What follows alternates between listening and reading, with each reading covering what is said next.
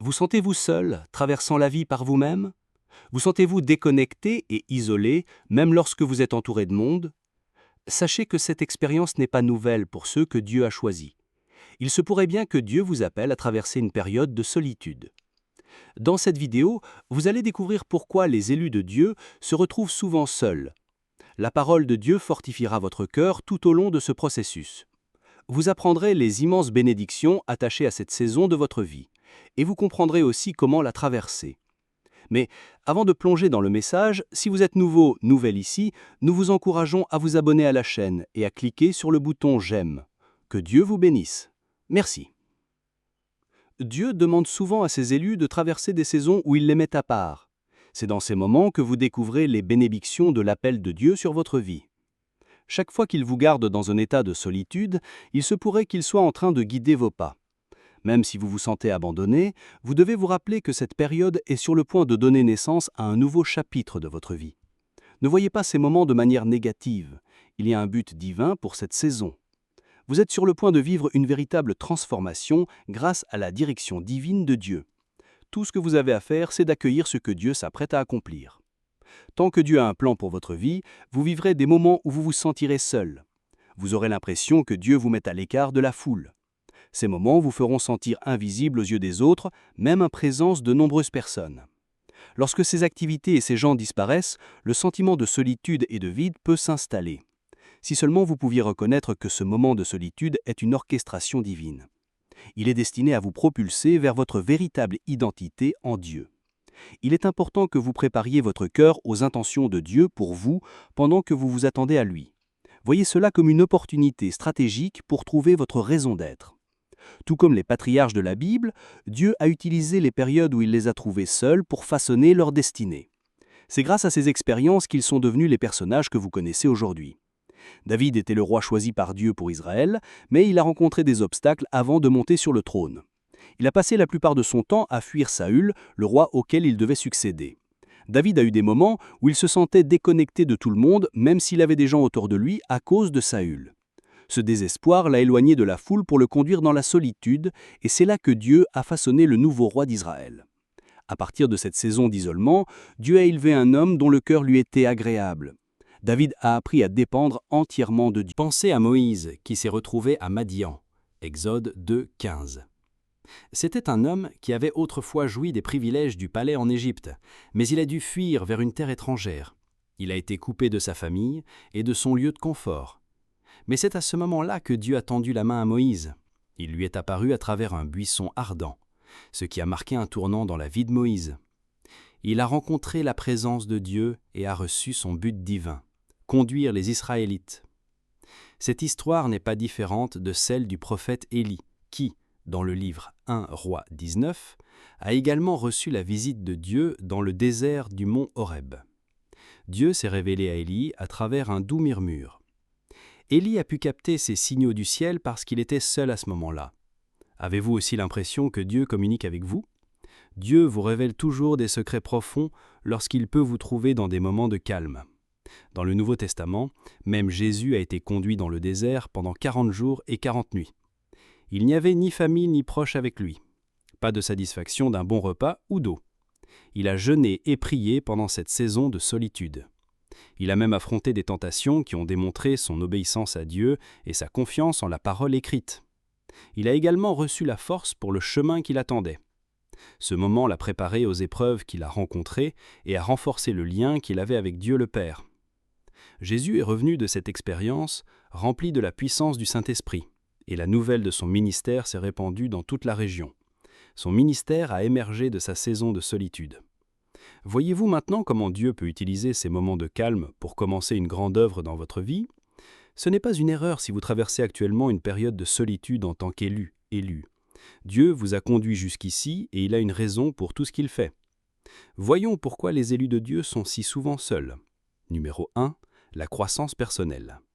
Dieu vous met à l'écart pour que vous puissiez vous trouver vous-même et forger votre identité. Quand vous êtes seul, il n'y a ni cachette ni faux semblant. Cela vous place dans une atmosphère où vous pouvez être vrai avec vous-même et avec Dieu. C'est dans des moments comme ceux-ci qu'il façonne votre personnalité. Il vous fait traverser un processus où vous apprenez à développer des qualités qui vous rendent meilleur et il buldie votre foi et votre patience. Il vous apprend à manifester les fruits de l'Esprit Saint. Il vous aidera à être plus maître de vous-même et à jouir de sa paix. En réfléchissant et en regardant à l'intérieur de vous, vous pouvez comprendre qui vous êtes en Christ. Cela vous aidera à changer les choses avec lesquelles vous n'êtes plus à l'aise et à rester en contact avec vous-même et avec la volonté de Dieu pour votre vie. Numéro 2. Construire une relation avec lui. Les élus de Dieu sont souvent seuls parce qu'ils désirent toute leur attention. C'est peut-être la saison où vous avez l'impression de ne vous intégrer nulle part.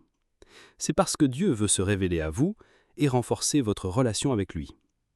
Éphésiens 1, 18 Prie que les yeux de votre cœur soient éclairés, afin que vous connaissiez l'espérance à laquelle il vous a appelé, la richesse de son héritage glorieux parmi son peuple saint.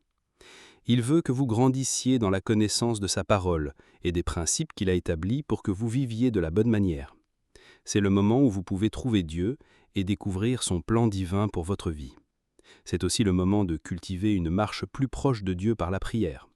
Pendant que vous communiez avec lui, vous le trouverez intervenant dans vos prières avec une parole, une image ou une vision. Ces signes vous aident à le connaître quotidiennement et à comprendre clairement ce qu'il attend de vous. Ce temps de solitude peut être un sol fertile pour planter les graines du changement. C'est toujours dans les moments où Dieu vous met à part que le vrai changement se produit. Il y a un niveau de confiance que vous recevez lorsque Dieu vous donne une révélation de son amour pour vous. Et le seul moment où cela se produit, c'est lorsque vous êtes en communion avec lui. Il comprend que vos horaires chargés et vos activités ne vous laissent pas le temps de lui accorder l'attention que vous devriez. C'est pourquoi il vous retire de votre routine normale. Dieu ne veut pas que vous soyez absorbé par votre travail, vos amis et vos loisirs, au point d'oublier sa place dans votre vie. Dieu n'est pas satisfait lorsque vous donnez la priorité à ses activités sur lui. L'isolement est sa façon de vous tendre la main et de vous ramener à lui. C'est un lieu où il vous rappelle ce qui compte vraiment. C'est pourquoi la solitude choisie n'est pas la même chose qu'un état de solitude subi, car Dieu est toujours avec vous. Rappelez-vous, il a un plan pour vous, mais vous devez vous consacrer à le chercher par-dessus tout. Donc, même si cette période peut être inconfortable, c'est pour un plus grand bien. Ne voyez pas ces moments comme une punition de Dieu. Dieu est présent avec vous parce qu'il veut utiliser ces moments pour renouveler votre esprit. Une autre chose qu'il fait pendant votre temps de solitude est d'aiguiser votre capacité d'écoute. Si vous êtes un élu de Dieu, il voudra que vous appreniez à reconnaître sa voix. De nombreux chrétiens ont du mal à détecter la voix de Dieu. Ils ne sont même pas familiers avec les manières dont il parle. Comme le rôle que jouent les bergers, Dieu conduit ses élus sur le bon chemin. Cela signifie que vous devez vous familiariser avec le son de sa voix. Vos horaires chargés peuvent vous donner peu ou pas d'occasion d'entendre Dieu.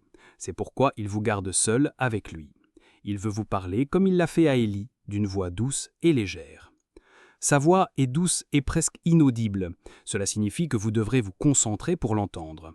Et quel meilleur moment pour le faire que lorsque vous êtes libéré de l'agitation de votre journée. Dans le calme de votre solitude, vous l'entendrez clairement. Numéro 3. Il vous prépare pour votre appel. Dans des moments de calme comme ceux-ci, vous êtes comme une toile devant un peintre talentueux, de l'argile dans les mains d'un potier. Dieu vous façonne en une œuvre d'art parfaite. Il vous fait passer par un processus de raffinement qui vous préparera à votre appel. Dieu a bâti la confiance de Moïse à travers plusieurs signes. Il a fait cela pour le convaincre qu'il était présent avec lui, alors même qu'il le préparait à affronter Pharaon. C'est dans ces moments de calme et de solitude que Dieu vous rassure de sa présence. La plupart du temps, la mission que Dieu vous confie dépassera vos capacités. Elle suscitera la peur et le doute dans votre cœur. Vous vous demanderez à quoi pensait Dieu avant de vous choisir pour cet appel. C'est pourquoi il se révèle à vous comme il l'a fait avec Moïse.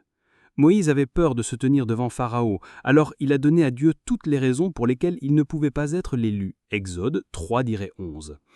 Mais Dieu a montré à Moïse tant de signes qui l'ont convaincu qu'il était l'élu. Dieu a fait comprendre à Moïse qu'il serait avec lui tout au long du processus. Moïse était un homme complètement différent lorsqu'il s'est tenu devant Pharaon. Il était assez audacieux pour défier Pharaon parce qu'il savait que la présence de Dieu était avec lui.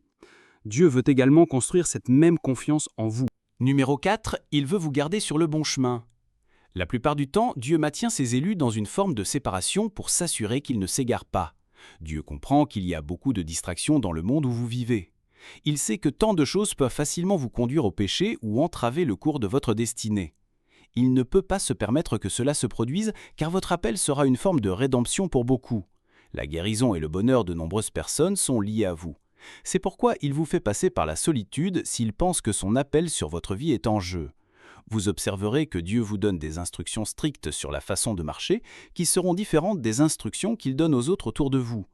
Il exigera que vous coupiez certaines relations et activités. C'est pourquoi il ne vous permet pas de faire n'importe quoi. Vous devez vivre dans la consécration, car Dieu ne travaille qu'à travers des vases qu'il a mis à part. 2 Timothée 2, de 20 à 21. Le chemin de la sainteté et d'une vie juste peut souvent sembler solitaire. Dieu vous fera le plus souvent passer par un processus d'élagage et peu de gens aiment rester sur ce chemin.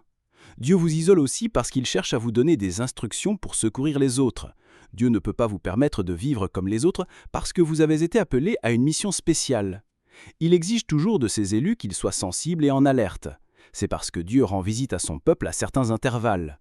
Ces moments sont cruciaux et vous pouvez les manquer si vous n'êtes pas vigilant. Alors que les gens autour de vous vivent tranquillement et se divertissent, vous pourriez trouver Dieu vous appelant dans son lieu secret.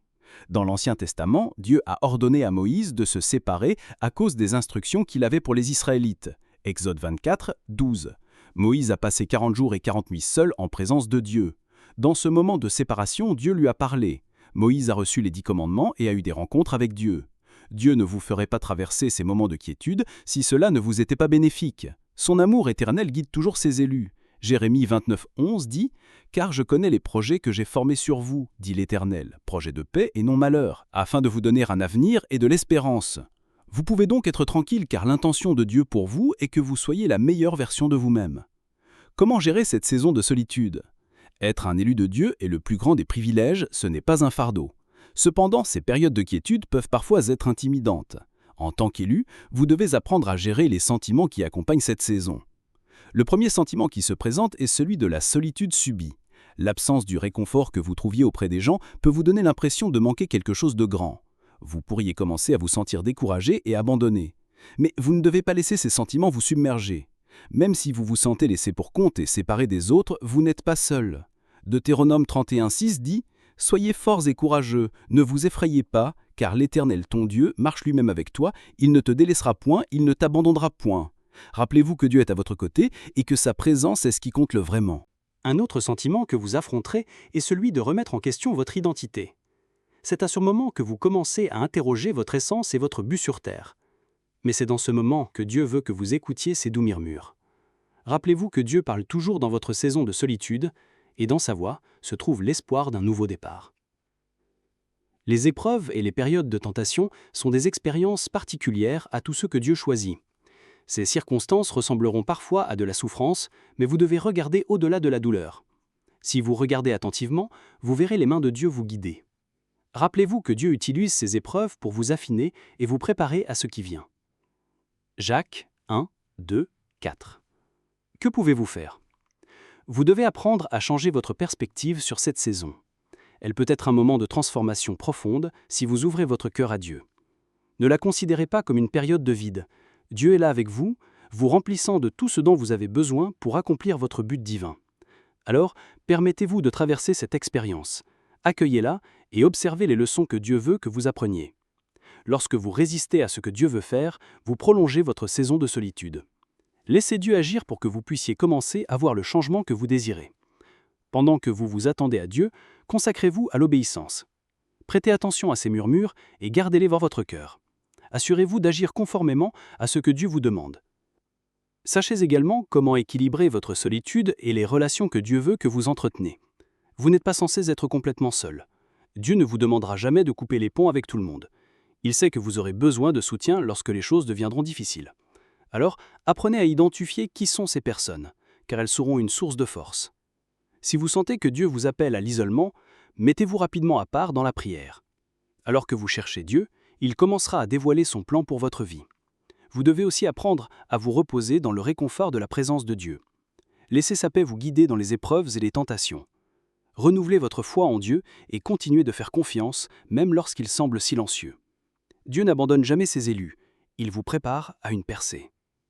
Laissez cette saison donner naissance à un nouveau vous, alors qu'elle vous rapproche de ce que Dieu a pour vous. Cette saison de solitude est une bénédiction déguisée. Alors, laissez-la suivre son cours. Dieu vous rendra une visite divine pendant que vous l'attendez. Prions ensemble. Père Céleste, je te loue pour la bonté aimante qui m'entoure comme une étreinte. Tu as été si bon pour moi. Ta main si évidente dans ma vie. Tout au long de mon voyage sur Terre, ta main m'a tenu en sécurité. Je te remercie pour tes miséricordes. Je te demande d'élaguer et de purifier mon cœur.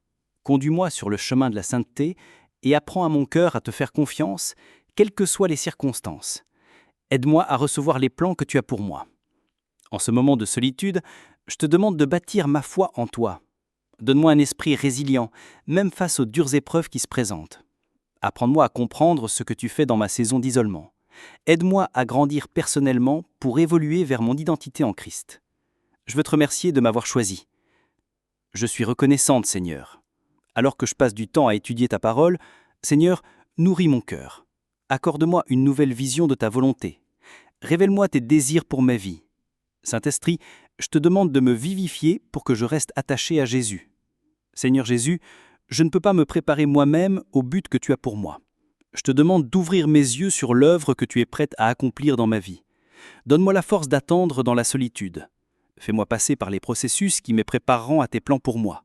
Apprends-moi à tenir bon et à te faire confiance quand cela devient difficile à supporter.